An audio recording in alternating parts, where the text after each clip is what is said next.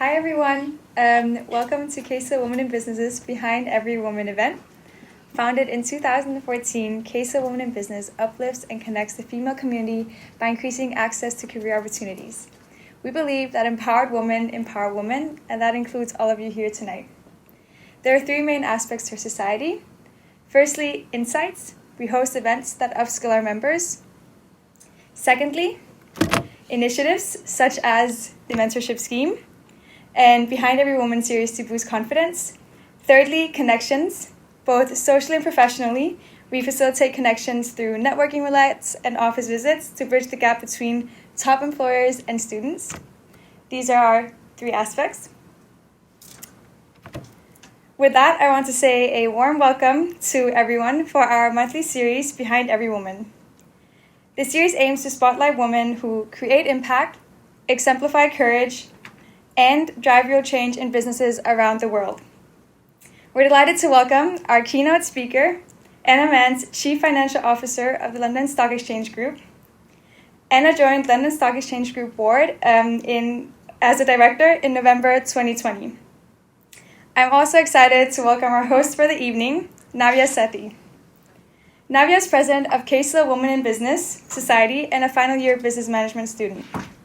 Navya has gained summer internship experiences with EY and Deloitte. So let's welcome them both.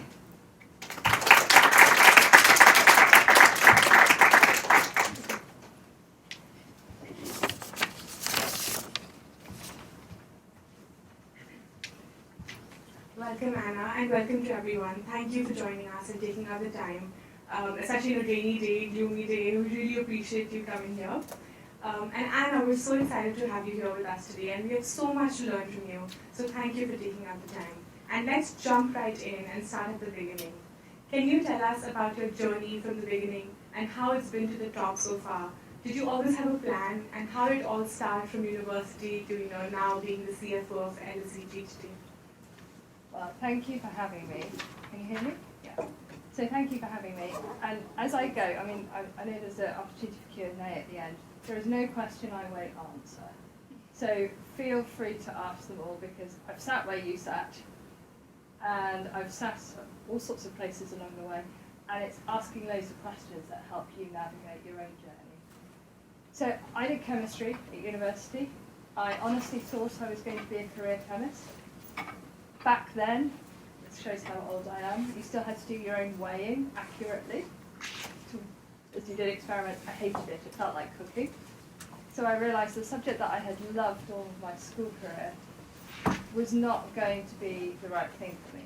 And that created a moment in time for me to sort of reflect on, well, what do I want to do? And one of the things I realised at university was it drove me nuts that at the time, the output of the lab wasn't valued for output, it was managed through cost in the budget. So if a machine was broken, it was okay to do less research if the students could take the time to fix it. And I sort of looked at it and went, there's all this research not being done. We haven't got the right metrics here. And it made me think a bit more broadly about what I wanted to do. And it made me think I wanted to work in an industry where there was really clear goal alignment. I did loads of things at university, as you all are. And I also reflected on what I enjoyed, and what I enjoyed was organising things, a bit like you are. I organised entertainments for my college. I was not at all cool, not in the least bit cool, but I was good at organising and I loved it. And that thinking through what you really enjoy helped me find a career that brought together the things that I actually naturally get a lot of energy from. So that took me into industry. I was in industry, I worked for Diageo, who gave me loads of opportunities. I worked all over the world. I spent 7 years in the US, I was 4 years in Asia, a couple of years in Ireland, worked in Germany. I really enjoyed that breadth of opportunity. It's fair to say the moments in my career that taught me the most were when it all went wrong and I wasn't performing well, and those have always been the moments that have stuck with me. From there, I sort of got to the top of Diageo and I was sort of waiting for the CFO job a bit, and so I moved. So I moved to chemicals, and from there I moved then to LSEG. When I moved to LSEG, what I do is change. I love managing my way through change. And LSEG was, at the time, just about to complete a 27 billion acquisition of the old Thomson Reuters business. So I joined 6 weeks before that acquisition finalised to put those two companies together and deliver on the exciting opportunity that created. So that's me. That's amazing. And also, I just want to check. Is it on? Somehow it doesn't seem to be working. So I think we might have a battery Maybe you want to issue. use this one. Sorry. That's okay. Well, I'm sure people could hear all about Anna's amazing journey so far. And you mentioned earlier about, the moments that stuck with you the most was when things went wrong. Is there any particular moment that really stood out for you or something that taught you the most? Well, there's been a few. But the first time I got told I wasn't doing a good job, was probably the first time I really stopped and reflected on feedback. So I was working in Miami. I just moved there from the UK. It was my first international assignment. I was 25 maybe, 26, right around there. And I was doing a financial planning role, and I was tasked with putting a plan together, and it was a challenging time, and there was a lot of stress in the senior management team, and I was working really hard to get it done because I really wanted to deliver for them, really, driven to do the right thing. And it was hard work, and I was struggling to get some of my peers engaged, and I was pushing everybody to get it done. And we got there, and at the end of it, my boss sat me down and said, Anna, you don't always have good impact on people. I was devastated, utterly devastated, because one of the things that drives me is I would always want to have a good impact on people. People is actually why I come to work. And he said, you need to coach your peers more. And again, I was a bit shocked because it felt quite inappropriate to be coaching somebody that was at the same level as me. And he said to me, well, you're good at some things and they're good at others, right? And if you're good at something, it's completely appropriate that rather than just get frustrated that they're not as good as you, that you coach them to it and you help. And you expect to be coached back. And it was a sort of real moment in my career because until then, everything had gone smoothly. I'd gone through my GCSEs, my A-levels, my universities, I'd been doing the exams, I was busy being good at what I did. And it was the first time that I got a rating that was less than really good. And for about 24 hours, I was really angry and hurt. And actually then I reflected on it, and he was absolutely right. And it was really important feedback, and I'm so glad that I got such direct feedback quite early in my career, because it really sort of made me stop and think, all right, I've got to reframe this. It's completely okay to coach peers. It's completely okay to be in the conversations where you say, actually, I need help with this. Can I lean in and help you with that? And that if I'm feeling frustrated, then I'm probably not doing a good job. So I share that because it was a really pivotal moment. And what it changed for me is how I sought feedback after that, which I do very regularly to this day. And it also helped me realise that sometimes you hear feedback and they say, you come across such and such. And you go, well, that's not me. I'm a warm person who cares, aren't I? You must be wrong. What it taught me was that actually feedback is really valuable. It's not commenting on your personality, only you know your personality, but it is telling you how people see your behaviours. And so that's always valid, even though you don't see your behaviours that way. So yeah, that was my pivotal moment. Well, that's really interesting. And now that you're a leader and you're leading such a huge team, what does your average day-to-day look like, as CFO of London Stock Exchange, and how do you lead teams well? So there isn't an average day. And I always say to people, there's one of me, and there's 24,999 other people in the company. So my average day can't be about me. My average day has got to be about what I do to empower my leadership team to lead, but also how I work across my peers in the executive team to collectively influence all 25,000. And so, of course, there are issues that come up that I've got to deal with, or there's investors that I've got to speak to, or transactions or deals that I'm involved with. But at the heart of it, it's about setting up large numbers of people to work together effectively to create an outcome. Wow, that was some amazing insight there. But I wanted to ask, as university students, we all want to be, some of us want to be leaders, some of us may want to be CFOs or C-suite leaders one day. And I wanted to hear from you, what does it take to get to that position? And how can we as university students prepare ourselves to have a seat at the table one day? I think that's an excellent question. And sitting in your shoes, I had no idea what I wanted to be. And to be honest, it wasn't until relatively recently that I decided I wanted to be a CFO. What I would say is this, and I think right at the core of it, you get no cleverer as you get older. You just get a bit more experience. So everything you bring, you already bring.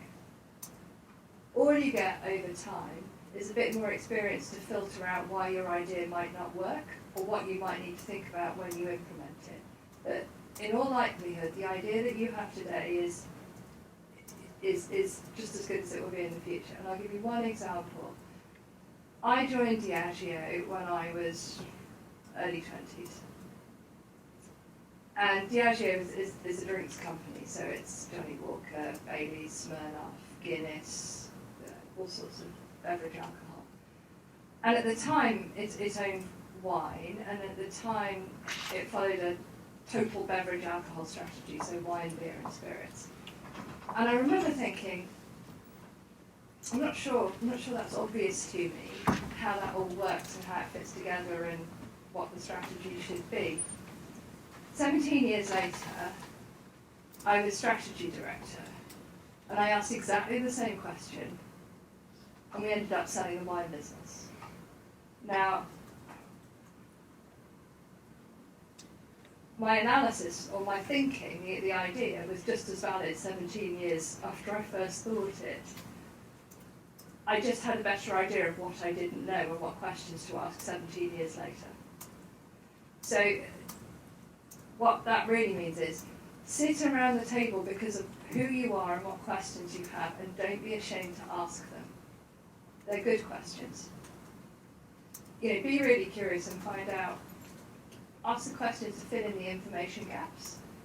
But the so what questions and what you do with that, the why questions, they're completely valid. So don't sit there thinking, I'm little me, it's not a good question, in 10 years from now I'll ask it when I'm a bit more senior. It's completely appropriate to ask it. And if you have that mindset, that why mindset, that's how you will grow your career, because you'll keep asking the obvious questions, and a lot of people don't. Yeah, I think the key takeaway is that we should not be afraid to ask for help or to ask questions, and not think everyone's always telling us in our lectures as well. There's no such thing as a silly question. So I think that's a great takeaway, and just moving forward with challenges. I'm sure that when you have a position like Chief Strategy Director or Chief Financial Officer, there's a lot of responsibility and pressure that comes with it, and with that comes a lot of challenges. So what is the biggest challenges that you faced in your current position, especially making sure that London Stock Exchange is set for growth? As I said, look, there's any number of challenges. So my business, just so you've got a bit of an idea what it is,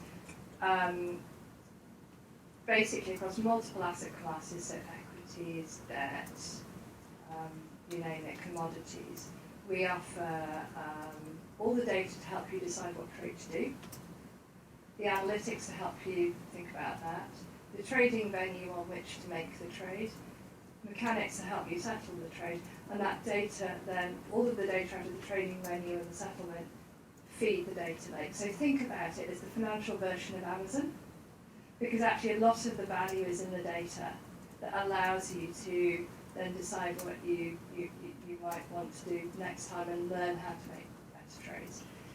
So we're sitting in the middle of a market that's changing really fast.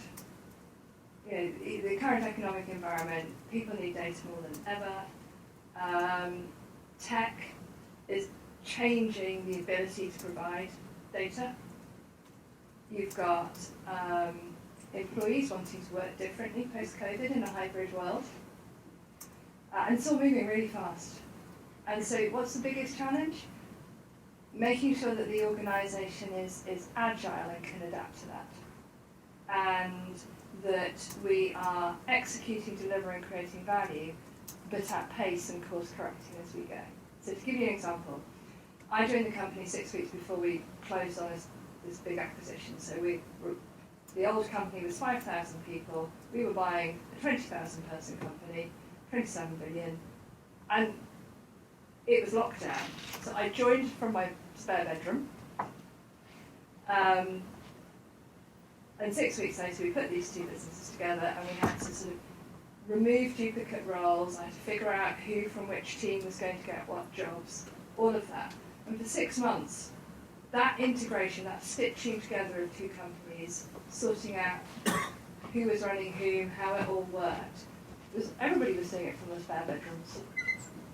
And that gives you a sort of an example of the level of adaptability and flexibility that you need to be able to bring to think through what's a vision in the short term as you manage towards the longer term goal. It's fascinating. No, definitely. And I think some of us here are, the class of 2020 who graduated online or maybe didn't even have a graduation, then started King's Online. I think we've built that resilience and adaptability that will hopefully help us in the future. Hugely. And, just shifting away to certain themes, one of the themes that really comes up quite frequently, especially in women in business conversations, is the power of mentorship. And, Women in Business, for example, we run a mentorship scheme where we support over 50 mentees every year, and we pair them up with mentors, just to, instill that confidence as they get ready to, maybe leave King's or if they just started their journey. So I wanted to ask you, how have your mentors supported you in your career development? And what's your advice on finding the right mentors?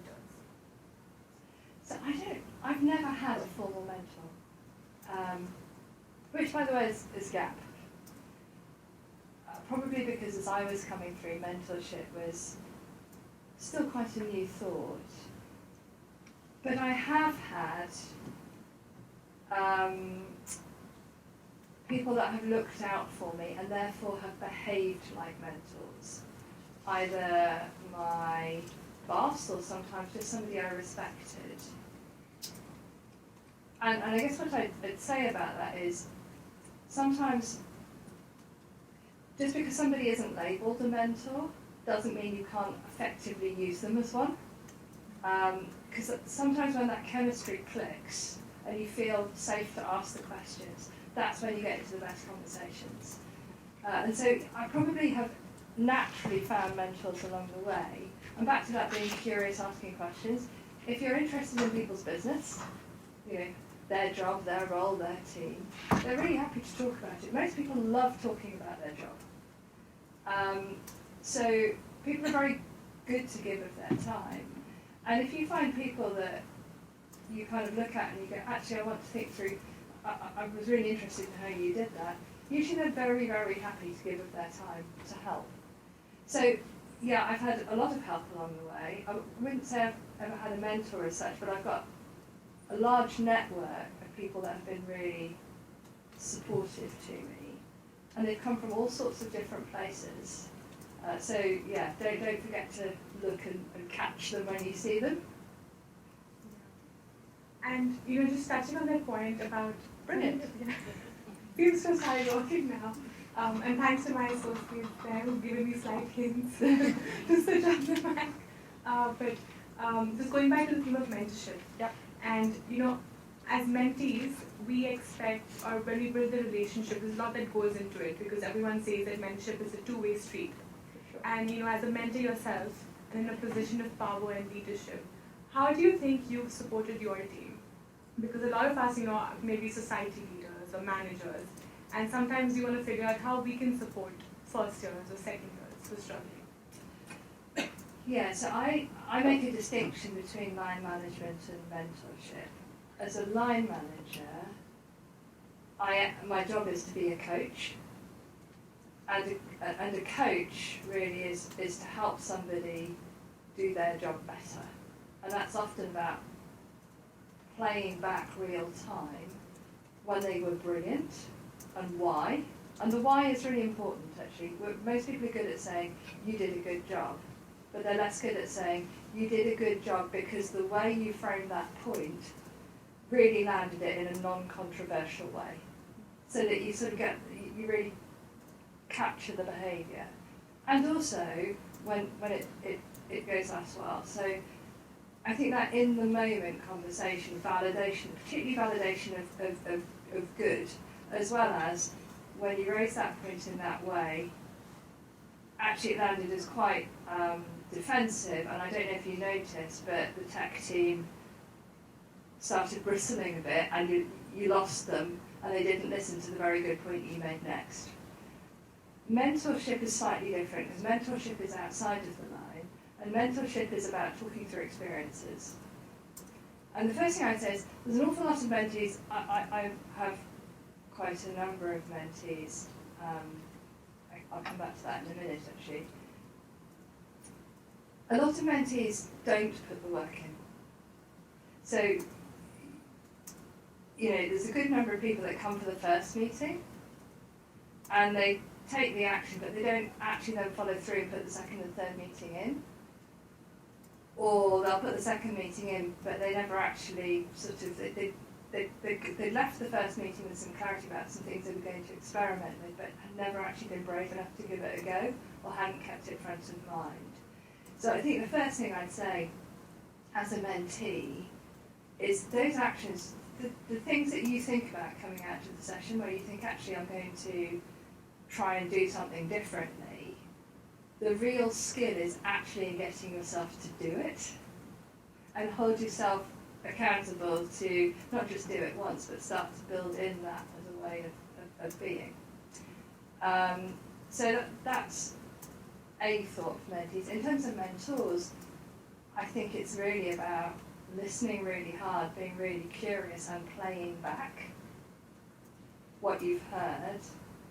Because actually most of the time, it's about validation of what the mentee probably already knows, or putting together the mentee's analysis with a few extra data points from your own experience to help them have the confidence to then turn it into an action. I think the best mentoring relationships, they do lead to action, because it can be a great chat with a lot of warmth, but actually a great chat with a lot of warmth doesn't deliver anything unless it prompts you to change your behaviour, send an email, go for the role, whatever it is. And thank you for sharing that, because I feel like it's the small actions that can really contribute to making a big difference. And speaking of contributions, I guess, all of us coming out of university, eventually we're going to have to leave the king's bubble and, go into the real world, as they say. And I wanted to ask, what personal strengths do you think, you've had that have led you to where you are today? And what skills can we build so that we have the right skill set to do well in our careers? So, very early on in my career, somebody said to me, everybody has strengths and everybody has development areas. And actually you'll do far better being clear on your strengths and really leveraging them than trying to make yourself something that you're not. And that's really helpful to me. So I've got a few strengths. I'm quite clear thinking, so if you give me a complex issue, I can boil it down to these are the 2 or 3 things that we need to worry about, and it just creates a plan of action. I care a lot about people. I get all of my energy from people, and I'm driven to outcome. You know, what's the action, and then we're going to execute on it. So I've got a real bias for execution. Those probably be my strengths. Equally, every strength becomes a development area when it's overplayed. So my bias to action, massive strength, got me a long way. But there are moments when I can be like a Labrador chasing a stick. You know, somebody's throwing that stick and I'm going after it because I'm going to deliver on this action. And in those moments, I can forget to look around me enough. So knowing what your strength is, but also knowing in the moment where your strength is too powerful and you need to hold yourself back is quite an important learning. Because the two often go together, the strengths, the things you do really well, and the things you do less well. I guess the one other thought I'd have for you is, I must have spent a decade with people telling me I needed to have more charisma, which is, I think, maybe quite a female thing to say, you know, have more charisma. I couldn't work out what charisma was. It defeated me. What is this charisma thing? How do I know when I've got it? So my big learning, charisma doesn't exist. Charisma is just being comfortable to be yourself and own it. And not worry about being anything else. So I think that being really clear on what those strengths and how you bring them, and doing it comfortably in your own skin and owning who you are is probably the best advice I could give you. And I think that's so inspiring, just that thought, you know, just be comfortable in your own skin and just be comfortable in what we do. I wanted to actually ask you, as a woman, were there any specific hurdles that you ever faced, given that, you know, a lot of people say that finance is a male-dominated industry? Yeah, it's interesting. So I work with 8 other female CFOs. If you look across the European exchanges, so, you know, we've got the London Stock Exchange, but there's, 10 exchanges across Europe. Of the 600 CFOs, last year 35 were women, and 10 of us work together, because it's really, really important to find a way to support more women to do what we do. And, you know, why is it harder to be a woman? I'm not really sure. I haven't quite worked it out. I do know there were moments in my career which I hope you don't experience because the world's moved on. So there were a number of roles earlier in my career that if I'd ever said to anybody, I've got young children, that's my oldest there, who's thinking about coming to King's and is enjoying the opportunity to see it inside out. But when Magdalena was a baby, if I'd said to a number of bosses, listen, I'm going to be home, I want to go home at 5:30 to do bath time, but it's all right, I'll work in the evening once she's in bed, I never have got the job. Never ever. I just never told them. So, you know, the learning is bet on yourself. I knew I was going to do a good enough job. I knew they wouldn't care if the job got done and I did a really good job for them. So I just did it my way. And again, that's back to being comfortable in your own skin. Don't ask. Just do a great job, and how you do it will kind of, you know, becomes less important. I think actually COVID's been really helpful in that, because people have understood that you can work differently. I think COVID's also highlighted the differential roles of women versus men in the household. I think homeschooling has been very helpful to the world, because I think it's made an awful lot more fathers realise, you know, what is involved. And so, you know, my hope for you as you come through, that actually there'll be a far greater amount of enlightenment. So I'm not really sure quite what gets in the way of women, but I do think that because there's still not enough of us in senior roles, you do end up in these conversations around things like gravitas, which is maybe a more male way of being. And I think we just have to find our own way to be ourselves. And I think that's probably the answer. Yeah, I think that's always a tough one, because there's no exact answer for why we sometimes face these obstacles, but there are ways to deal with it and move forward with it by being comfortable with ourselves. And just touching on one final question, because we do want to ensure that we have interaction with our audience today. What would you tell the 21-year-old Anna today? What do you now know through your past experiences and career journey that you wish you had known when you started? So I would have, be yourself. I'd have definitely said you don't get any cleverer as you get older. So, ask the questions now. I think the other thing is, and when it all goes horribly wrong, and you're getting a poor career review, you're getting told that you've had a bad year or you need to improve your behaviours or impact differently, those moments always feel a little bit terrifying when they happen. Looking back, they were the making of me. So I think the other thing is, don't worry, we all get stuff wrong. Learn, go into it openly, and you will be so much the better leader for navigating your way through. I think that's an excellent note to end on, and thank you so much for taking out the time. We're now open to audience questions. I know there's some that we received in our forms as well, but maybe we can get some hands from the room first. So anyone has a question, this is the opportunity. Yeah. I just wanted to ask, how did you elevate finance? Because you mentioned that you were strategy director before. Why finance and how? So, coming out of university, I knew I wouldn't run an academic chemistry department as it was run. I knew I liked organising things, and so I knew I wanted to go into industry. And I had a sense that if you understood how the money flowed, you would understand the levers that it takes to run a business, because a lot of them can be, how you drive sales and what's driving the costs sort of talks to how that business runs. So I chose a graduate role that allowed me to do a finance qualification alongside a broader graduate experience. So I joined Unilever at the time.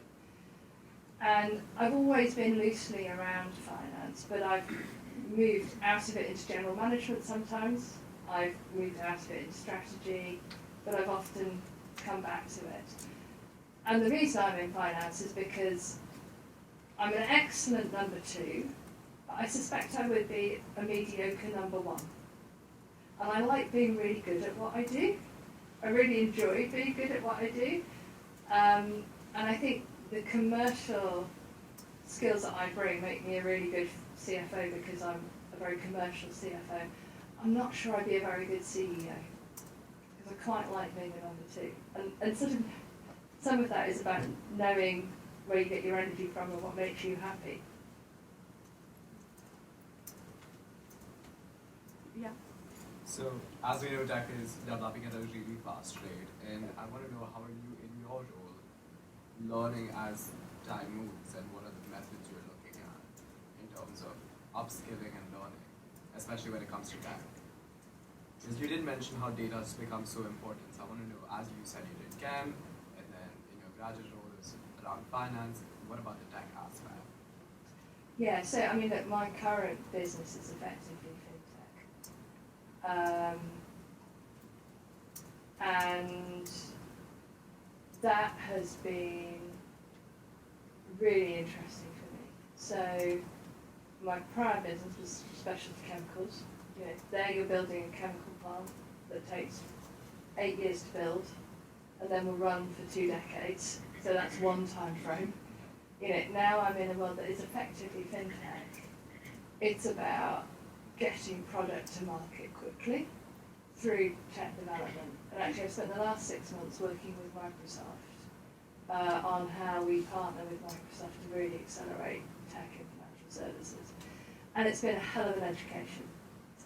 So I don't pretend to be personally that, can I program in Python? No. My son is way better than, well ahead of me.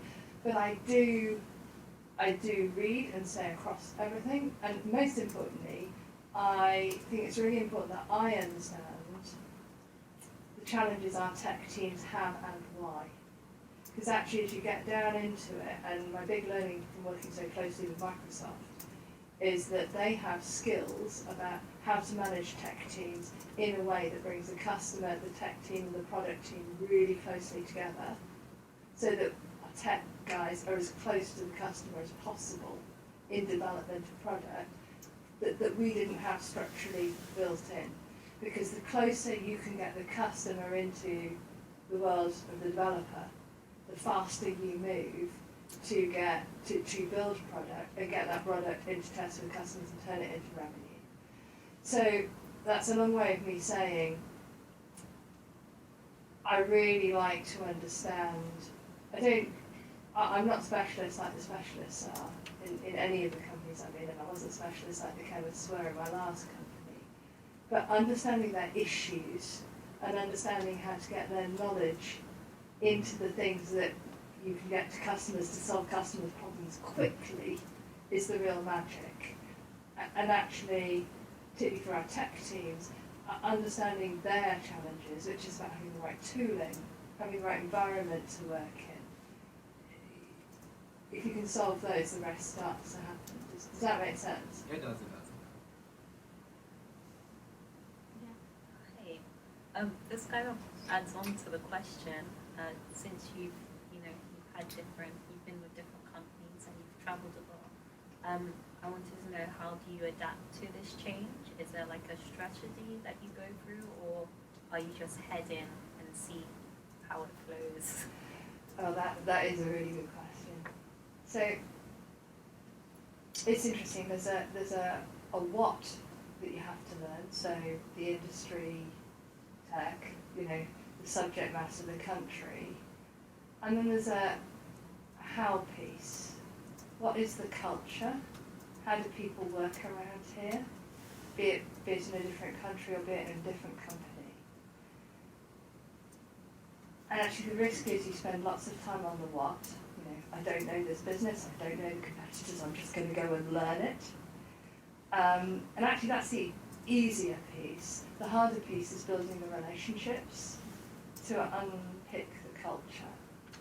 So what's my MO nowadays? I learn through people. I don't try and learn myself.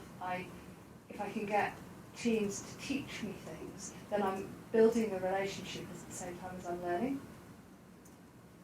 So that covers off two things at once. And back to feedback. Particularly coming in as a CFO, right? You come into a role where people don't readily tell you anything. They're too scared to, or stuff doesn't filter up fast enough. Making sure that you're getting real feedback from the people around you as to the impact that you are having and how to make that more effective in the culture that you're in is really important. So I also have a plan that's I ask everybody for feedback, but 6 months in I get a very sort of formal, written, confidential feedback so that people can really tell me honestly how they're feeling, even if they're not quite comfortable to tell me to my face. Because that process of learning your way into how to impact culture is really important. Yes. Hi Anna, my question was related to crisis management.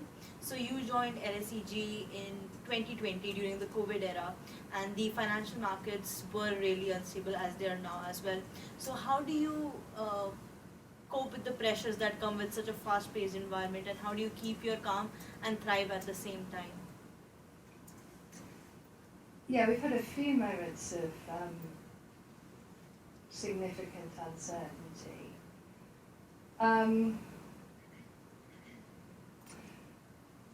What I do know is it's completely unhelpful if the leader panics. In that the one thing people need to believe, they need to respect the person in that moment that is leading. They need to believe that person has a plan.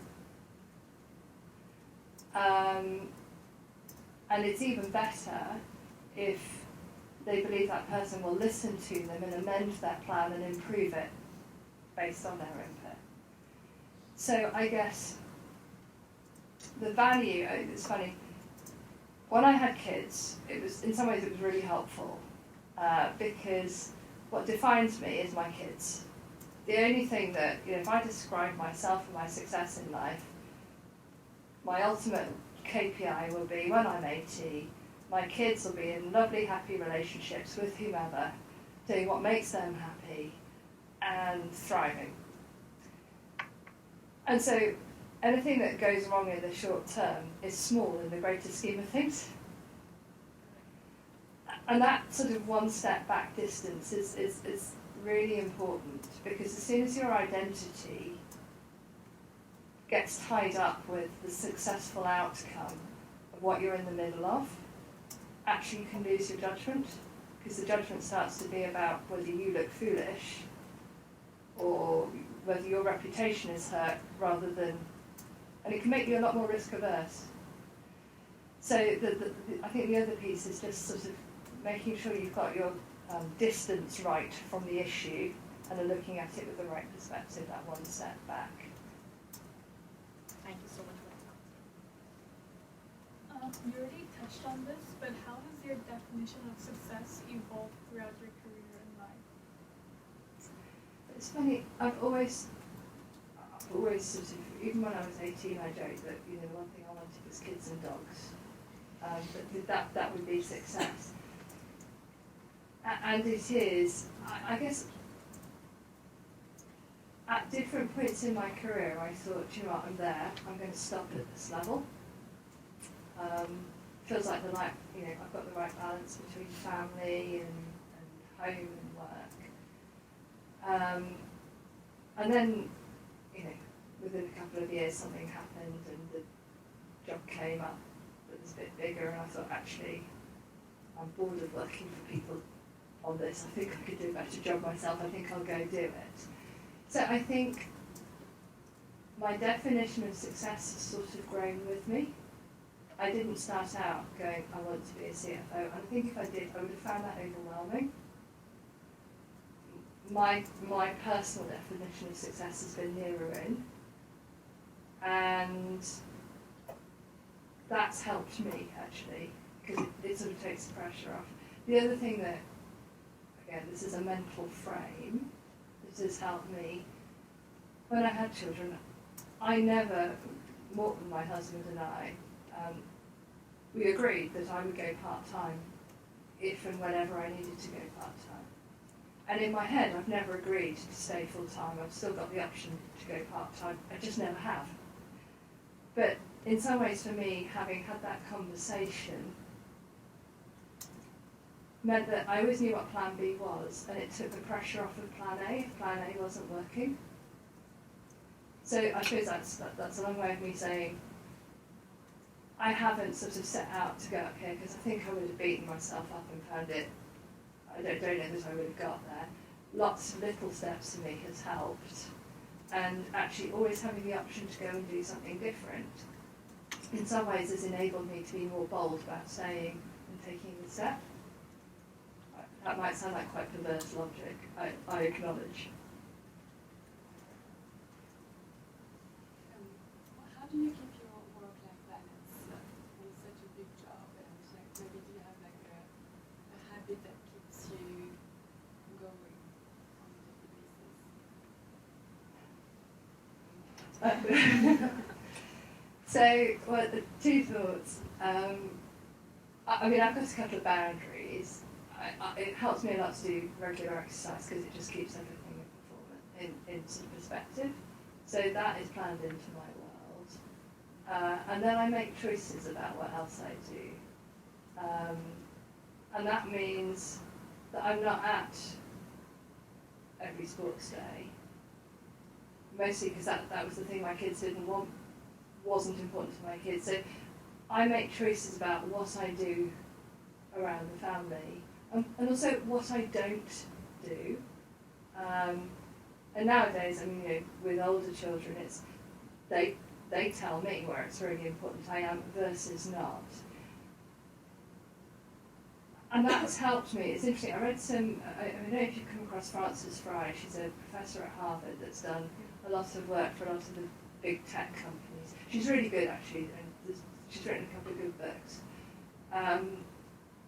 But the thing I most liked was when she and her partner had a couple of children, and so she decided to do some research into, those mothers that are at the school gates and they've got it all and it's completely flying and their nails are done and the kids are great and it's, they've got the high-powered job, versus the really frazzled ones where, everything's out of control and it's all very stressful, and so she sort of did some research about how do you have it all.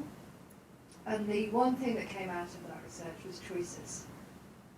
The ones that were really frazzled hadn't made choices and were trying to do everything, and were up until midnight, baking cakes for the bake sale, and the ones that looked like they got it all had just got really clear about what choices they were making and weren't beating themselves up about the things that they weren't doing. And actually, that really resonated for me because I've made choices and that's really helped, and as the kids have got older and they've participated in those choices, that's been good for both of us, and has actually developed our relationships but also has helped manage that balance. I'm just conscious of time. We've got time for one or two max more questions. Yeah. So maybe my question is related to the definition of success and work-life balance. Was there anything you regret doing or not doing during the journey? See, I'm somebody who looks forward, not back. So, and to some extent, therefore I never regret. I do take learnings. So there's a lot I've learned along the way that has shaped my next step. But I wouldn't regret any of it because even the things that didn't feel like they were going to work out have opened up other avenues I wouldn't have thought of. So if you'd said to me, you're going to work for LSEG, I said, I don't do financial services, what are you talking about? Even 10 years ago if you'd said to me, you're going to work for LSEG, I'd say, I don't know who they are. And I definitely don't do financial services, I do consumer. So no, I've got no regrets, but I do have a lot of learnings, and they've shaped each different step. And when I've found that a path has ended, so, for example, I'd love to have been the CFO of Diageo. I left as strategy director because I couldn't wait long enough for that role to come available. Or I didn't want to, I'd done all the other roles at that point. You could look at it as a regret, but actually I'd never be doing what I'm doing now.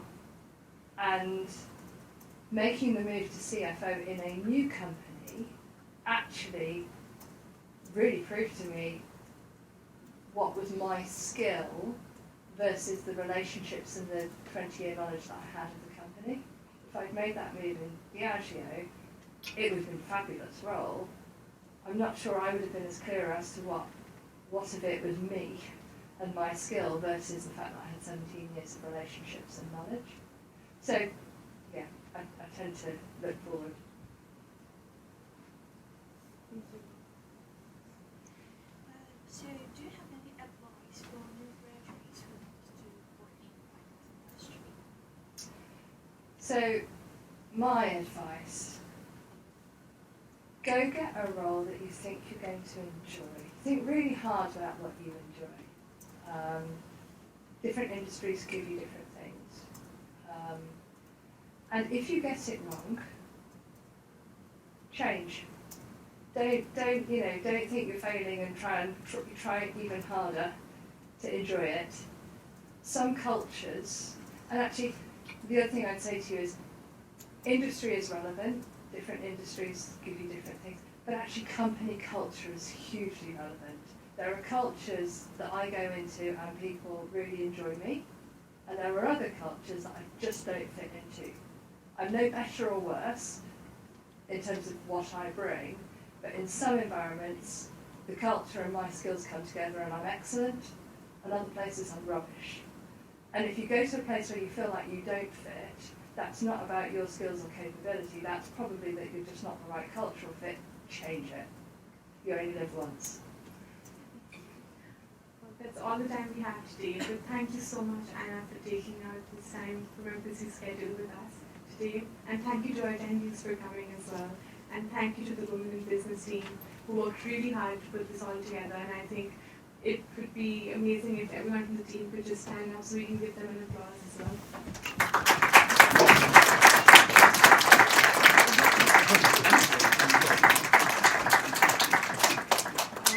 We do have a feedback form that if we create, if you can scan, it will just take 10 seconds, but we really want to continue improving our events, and we really appreciate you coming as well.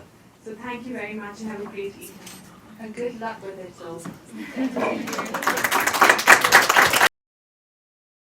We wholeheartedly believe empowered women empower women. This is King's College London's Women in Business Society.